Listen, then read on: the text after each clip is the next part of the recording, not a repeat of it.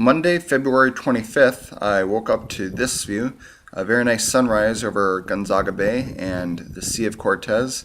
Even Brad, normally not a fan of early mornings, woke up to check out the sunrise. A little bit later, we got some coffee and walked down the beach, check out the homes that line Gonzaga Bay. They're all quite unique. There's not really any building codes down there, and everything's off the grid as well. The homes are pretty widely varied in style and quality, and have all different forms of solar panels and wind power that power them. There's no internet out here and no cell phone. The one way to get a hold of somebody in Gonzaga Bay is satellite phone down at the mini market. We did notice that a couple of the houses had dirt bikes out front, including some XRs, and a few of these were at a house that turned out to belong to Casey Smith. She's better known as the Lizard Lady. She's a pretty well-known Baja rider, explorer. She sells GPS guidebooks, and she was actually out riding with some friends at the time, but was supposed to be home at 5 p.m. And considering that they ride XRs and one of them was a mechanic, we thought it'd be a good idea to get them involved. In the meantime, we decided to do some very simple things like change the oil and just look for metal in the oil. Start up the bike and had a few people that were familiar with the bikes listen to it. But other than that, it's a pretty slow day. We had breakfast on the terrace here with a couple of other riders that were in. They were actually having some mechanical difficulties of their own. We met them the previous night. Interesting guys, 2 Canadians and 1 Italian riding around the world. And they have 2 KTM 690s and 1 BMW 1200 GS. And this 690 here had broken down and they could not figure out what was wrong with it. They were throwing spare parts at it, a fuel pump in it, and it turned out to be just an unplugged electrical connection. So they were actually able to continue on their way. And you can check out their exploits at www.mototravelers.com. They're doing it for a good cause, Amici dei Bambini, which is a charity that takes care of abandoned children in impoverished areas of the world. Afternoon, one of Casey's friends who had come back from riding early came down to Alfonsinas to visit us. I didn't catch his name, but he is a guy who had ridden XRs in the Baja 1000 a number of times. And he took one listen to it and said, yeah, that thing's screwed up. There's no way you're going to be able to take care of it down here. You need to get up to San Felipe. And as it happened, there was a Mexican fellow that was there with his wife and a pickup truck at the time. He was headed down to Guerrero Negro, but he said he'd be coming back through Gonzaga Bay on his way up to San Felipe the next day and offered us a ride if we were still there at the time, which was very kind of him. And only a couple minutes after we got that offer, we got another from an American guy from Yuma. His name was Dale. He was there with his wife and parents and a few friends of theirs, all in one pickup, and offered us a ride immediately up to San Felipe. And the only proviso being Brad would have to ride in the bed of his pickup truck because the crew cab was full. And we were a little hesitant to leave before talking to Casey and her mechanic friend, but as the other racer guy pointed out, he said, man, you're in Baja. You have an offer, you take it. So we decided to do that. Alright, so we are leaving San Luis Gonzaga. That's the way that Brad is leaving, on a truck. His bike in the back from some friendly strangers giving him a ride. And me, I'm riding Old Reliable here. Got about 100 miles up to San Felipe and we have no idea what we're doing then. Gave Brad the guidebook, hopefully find us a hotel, maybe meet some people that can recommend a Honda mechanic. There's a ton of Hondas running around here. You gotta think there's something. But I'm not really sure that the problem is truly solvable while we're down here. But we'll see. The adventure continues. So that's how we ended up rolling out of Gonzaga Bay. Brad's bike in the back of Dale's pickup truck. Going northbound to San Felipe, opposite direction we wanted to go, but what you gonna do? Brad was sharing it with a dog, and I saw him right here hop over to the other side of the truck. I was wondering what was going on. It was a cute, fluffy little dog, but the bumps were pretty good, and apparently the dog got a little scared and bit Brad on the legs. So Brad hopped over that dirt bike very quickly, and the rest of the ride up to San Felipe, the next 95 miles, they held a rather uneasy truce.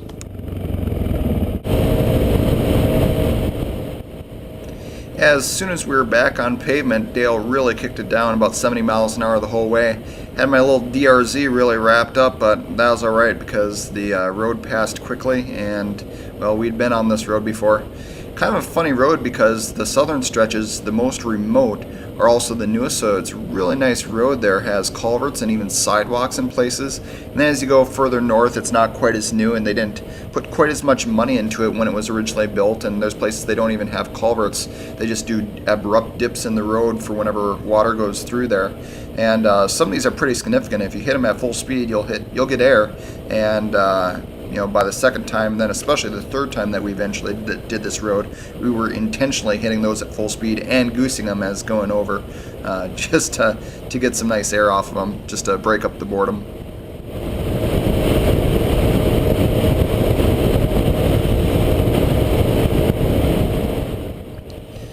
When we got into San Felipe, Dale and his wife dropped us off at a place called La Langosta Roja, which is the Red Lobster, both a restaurant called Red Lobster and a hotel. And for $59 US, it's actually a pretty nice, big, clean hotel room. Not too bad, and right in the heart of San Felipe is a nice place to kind of explore. The downtown area is pretty much dead. It's very quiet. Monday night, ate at Rice and Beans, and then just walked around a little bit and came back to the room and discussed what we were going to do. When we were first pulling into town, we saw a sign that said Taller de Motos, which means a motorcycle workshop, a guy named Jaime. And the sign said 12 blocks ahead, so we went and looked and couldn't really find it. We were asking various people, and everybody seemed to know who he was and generally where his workshop was, but nobody knew exactly where it was, and got a couple of wrong leads. We did find another one belonging to a guy named Tito. Talked to his kid who spoke excellent English, but Tito was not home.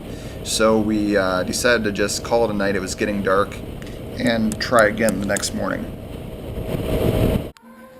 In this most recent installment of the excellent adventures of Sam and Brad, watching Mexican TV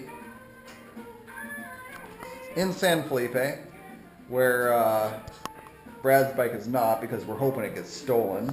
Yeah. And if it doesn't get stolen, we're planning to get it fixed tomorrow. Yeah. We are in disbelief that we're actually in San Felipe right now, because we thought our ass was going to be parked on a beach in San Luis Gonzaga, which sounded just horrible for tonight. So we did everything we could to get out and get into San Felipe. And some people were nice enough to give us a ride, and here we are. Our hotel room, $59 US, nothing special, but it has the advantage of a fairly unsecure parking lot where we're pretty sure somebody's going to steal that bike. If not, we're going to go and wash it and wax it until somebody does. Well, as it turned out, nobody did steal the bike, and it was just as well, because after a slow start that may have had something to do with that bottle of tequila, we got ourselves up and out and about in San Felipe. We found Jaime's Taller de Motos, and we were astonished, actually. It took him $20 and 30 minutes to, well, sort of solve the problem. He immediately said, "Oh, your valves are just out of adjustment." This was in Spanish, by the way, because the guy did not speak a lick of English. And, well, my Spanish is 15 years old. It's high school Spanish. I didn't know it that well back then, and I've forgotten a lot of what I've learned, but I picked it up again pretty quickly here in Mexico. Much more so than previous trips that I've taken to Spanish-speaking countries, simply because I had to. There's actually surprisingly little English spoken down in Baja, and is all for the better because, well, Brad, he didn't speak any Spanish when we got down there, and he came along quite nicely, and then I was able to recover quite a bit of what I learned 15 years ago. Anyways, that tangent aside, we were able to communicate what happened to Jaime and figure out what he was telling us. And he said sometimes running them out of oil, all they need is just a valve adjustment. He adjusted the valves, and the bike started on the first kick, and it was beautiful. So with that complete, we went back to the hotel, packed up. Dale and his wife actually stopped back in to check on us, make sure that we were doing okay. Really nice folks. We traded emails and phone numbers in case we ever cross paths again. And then we finished packing up and got out of town. It was actually late afternoon by then. We had some fish tacos at our favorite stand on the corner that we had eaten at a couple days prior. And so then getting out of town, we were still maybe a little hesitant to accept Jaime at his word that all this bike needed after running it completely out of oil was a valve adjustment. However, it sounded good. So we just made a plan to stop a few miles down the road and listen to it, which we did, and it sounded fine, and then we continued onwards.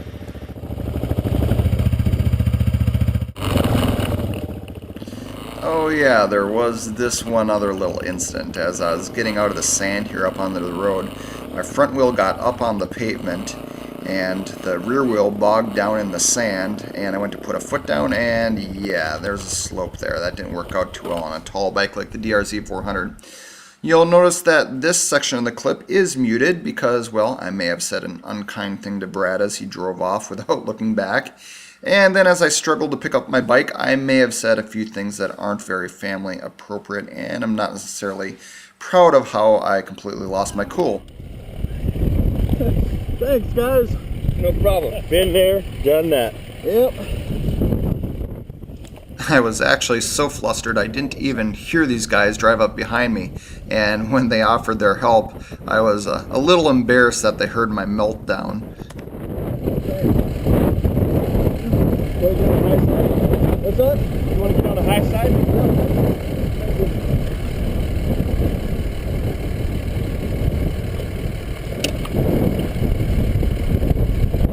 Thanks, guys. No problem. We had a lot of strangers take time out of their day to help us out on this trip, and this is one small example of the kindness of strangers that we encountered down in Baja, both from Mexicans and gringos.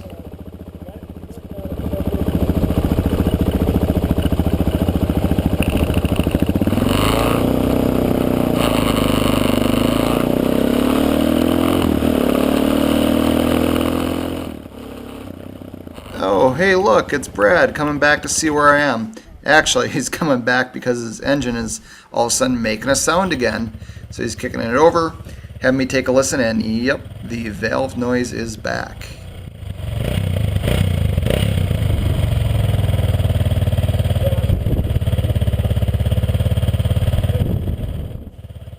It wasn't quite as bad as it was before, really nearly as bad as it was before though, so we decided to keep on trucking. Third time on the road down to Gonzaga Bay. You see one of those dips there that I was talking about. And so back on this road, and we just stopped every 20 miles or so, and his engine was definitely making more valve noise each time we stopped, but it still wasn't nearly approaching the level of noise as it had been in Gonzaga Bay the first time. Now, by the time we got all the way down to Gonzaga Bay, it actually was bad enough that we decided we were going to have to do some maintenance on it before proceeding further. The real question, of course, was, okay, why are these valves loosening up? We had a few theories that were worked on over the next few days, and then the truth of the matter finally presented itself in a rather dramatic fashion down in San Ignacio.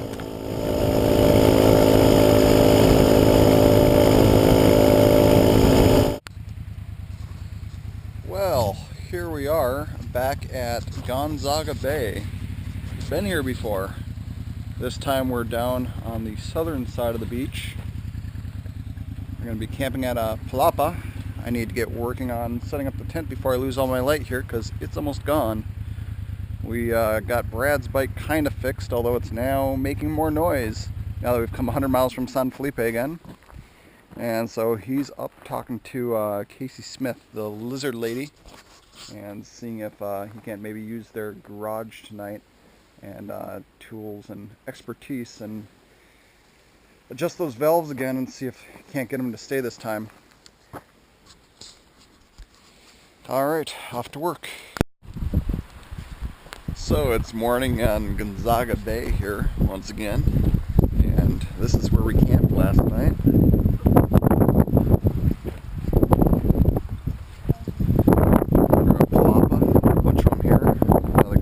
Next to us, and Neil's here.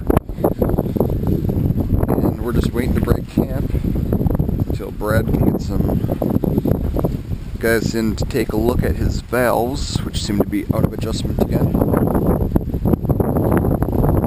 On our way.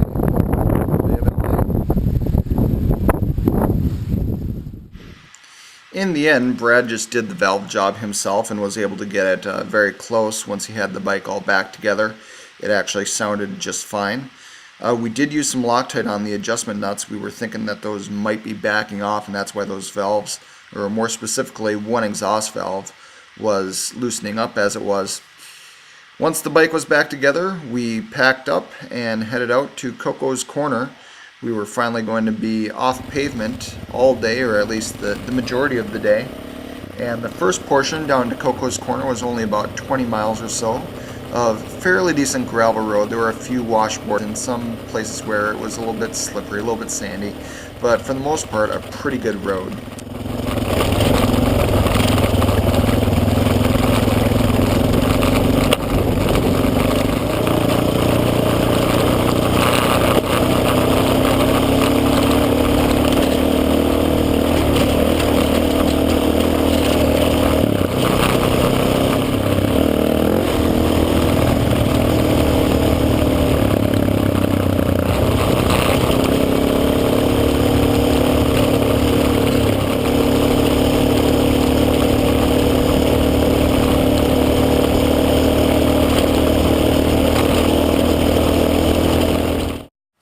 La Esquina de Coco, or better known as Coco's Corner, is a bit of a Baja landmark. It's been around since the 1960s. It's very popular with off-road racers. And there's not really anything in the way of services. It's pretty much just a cold beer, conversation with Coco, and some unique decor around the premises.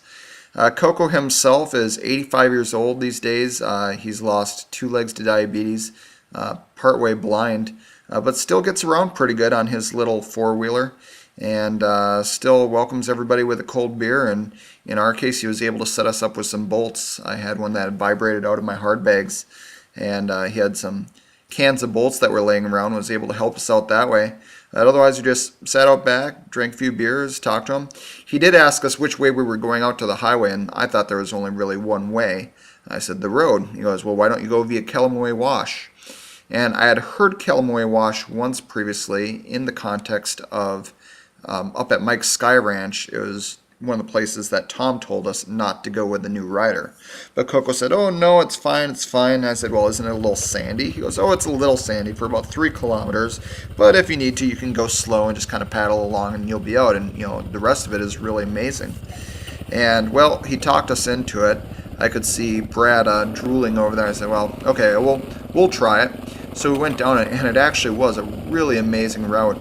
It went kind of up and around a mountain range initially, just a basic 2-track road, but then it dropped into this arroyo. It had a stream at the bottom, and it essentially just followed the stream the whole way down. There wasn't a true trail. It pretty much just splashed through the stream and followed all the other tire tracks through the mud. And just a really incredible trail. Some of the most fun riding I've done in 2 wheels in my life.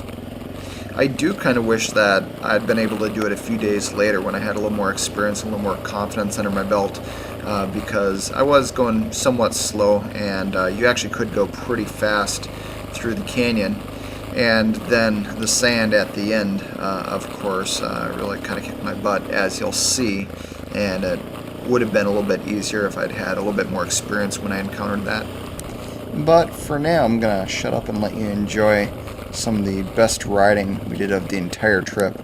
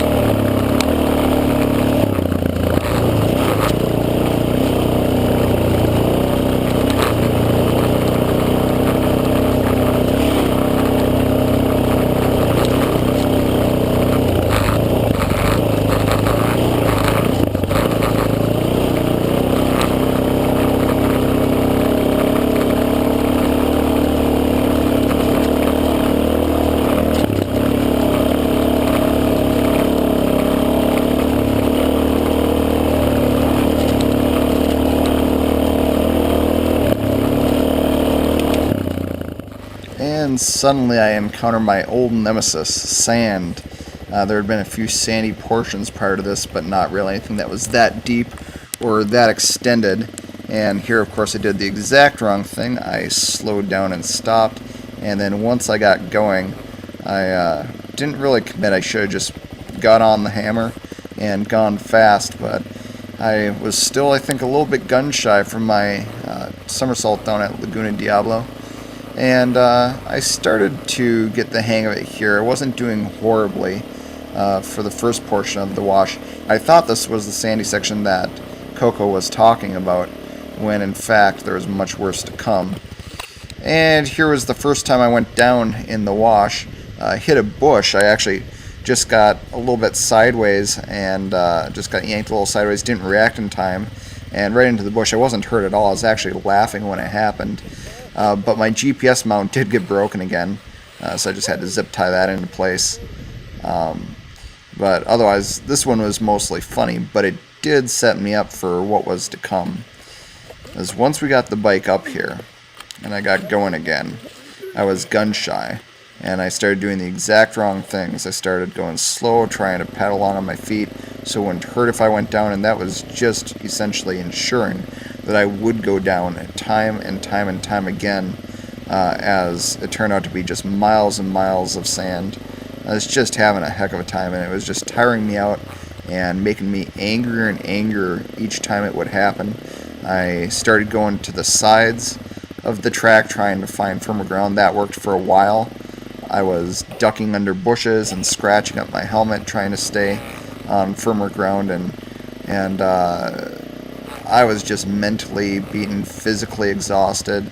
By the end of it, or at least the end of the really deep, long, extended sand, I was just absolutely exhausted, having the worst time of my life. And this was right after what had been just a fantastic ride through the wash, and this sand just soundly beat me. There's just no other way to say it. If I had done it several days later, I may have gotten the balls to just pin it, go flat out, and floated right over it. It might have been just fine. And in fact, that's what ended up happening at the very end of this. There was a section where the trail was narrower, but there was still sandy, still somewhat deep, but I was just so pissed off at that point that I just pinned it and didn't really care if I wrecked, and I made it through that section just fine. That was the last bit before the road. But this right here, you can see I'm just not having a good time at all, to the extent that Brad actually asked, do you want to just go ahead and camp right here? And I think I responded with a 4-letter word of some sort. But yeah, this was probably the low point of the trip. I was really at this point wondering, what the heck am I doing out here? Why did I come to Baja? Because this is what Baja is. It's sand. It's known for it. And here I am, a brand new dirt rider, trying to play with the big boys here, and just obviously not working.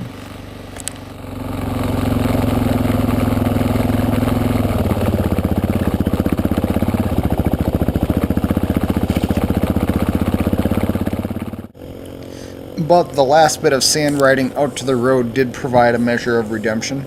And then here, once we got on the road, this portion right here is the road over to Bahia de Los Angeles. And the road riding was actually quite nice. Gave me a chance to calm down a little bit. And then this desert portion was really gorgeous, actually. Really tall cactus that you can see there off to the side. It's apparently the tallest species of cactus on Earth that inhabit this portion of the desert. And because there had been quite a bit of rain recently, it was actually very green for a desert. You don't see it in this portion, but later on, as we got closer to Bahia de Los Angeles, it was actually flowering. There were just oodles of little purple flowers across the desert. And so it really kind of calmed me down and gave me a chance to reflect on the whole Baja thing. I guess restored a little bit of balance, knowing that, well, okay, I had a tough time in the sand today, but that's not all this trip is about. There's a lot of other portions of this trip other than sand riding. This being one extreme, nice paved highway. But, I'd been on gravel earlier in the day and did just fine. We'd been on packed dirt up at Mike's and I did just fine. And I suspected that with experience, I would do just fine in the sand as well. I just needed to build up that experience. And today was just kind of the painful portion before I got to that point.